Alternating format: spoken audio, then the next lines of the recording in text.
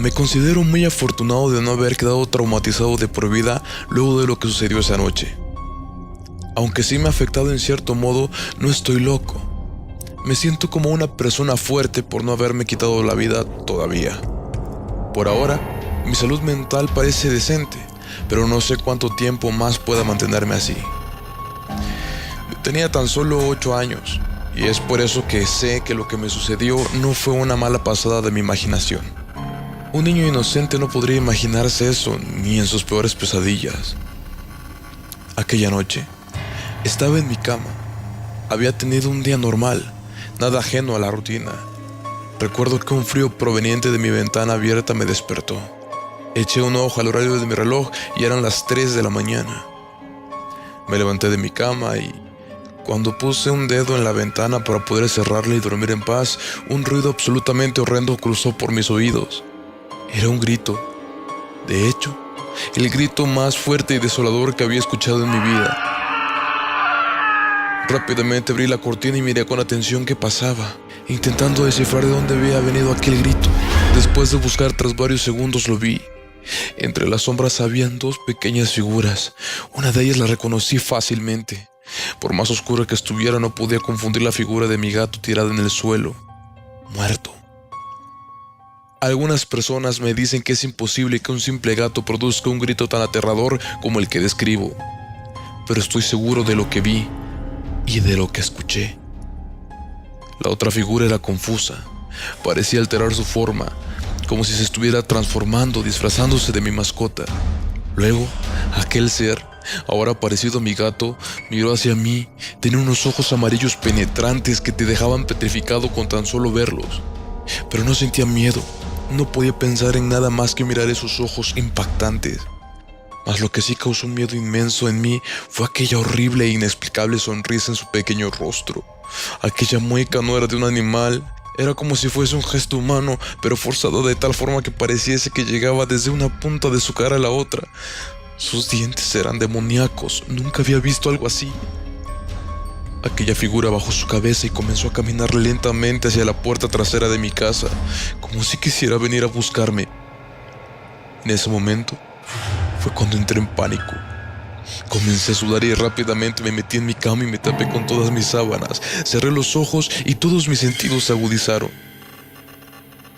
Podía sentir el viento frío pasar por mi ventana que había olvidado cerrar.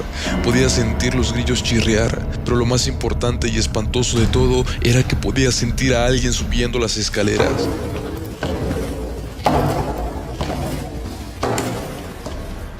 Sabía que era aquella criatura que había visto hace solo un minuto atrás parado frente a mi gato muerto. Sabía que ese ser había sido su asesino, el que lo asesinó de tal forma que emitió aquel grito, un grito imposible, un grito tan imposible que si a alguien ahora se le ocurriera emular, su garganta se desgarraría. Sabía que iba a correr el mismo destino. Cada vez sentía más cerca sus pisadas. A pesar de tener forma de un pequeño animal, retumbaban en mi cabeza y eran cada vez más fuertes. La sentí llegar al final de las escaleras y luego cruzar el pasillo que llegaba hasta mi habitación. Llegado el momento, las pisadas se detuvieron durante unos segundos, pero solo fue para peor. Escuché mi puerta abrirse lentamente y sentí que el tiempo se congeló. Dejé de escuchar al viento entrar por la ventana, a los grillos chirriar y solo escuchaba el sonido de la puerta abriéndose.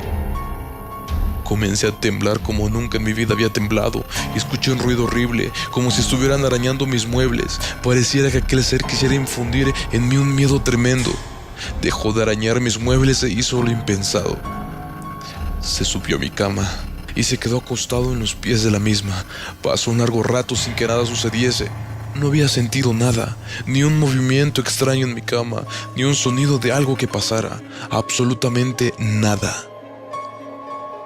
Pero una parte de mí sentía que él seguía ahí, que no se iría nunca y que esperaba el momento en el que yo me durmiera para acabar con mi vida. Pero, ¿por qué no lo había hecho ya? ¿Cómo podía saber ello que yo seguía despierto y atento a lo que pasara? Era extraño. Ya no temblaba y mi corazón latía normalmente, no estaba ni agitado. Era como si mi cuerpo se estuviera rindiendo, resignándose a morir. Debía saber qué pasaba allí fuera de mis sábanas. Con mucho valor, Empecé a arrimar la cabeza sobre ellas con el cuidado de no revelarme demasiado y llamar su atención. Solo quería arrimar mis ojos para ver si él seguía allí, pero por más que deseara que no estuviera, fue inútil, pues seguía allí observándome fijamente con sus ojos amarillos y penetrantes, pero no sentía nervios. Era como si no supiese que lo estaba viendo pese a que me mirara fijamente a mis ojos. Estuve observándolo unos minutos, o mejor dicho, vigilando que no hiciera algún movimiento raro, hasta que se rompió de improviso ese silencio y tranquilidad que sentía.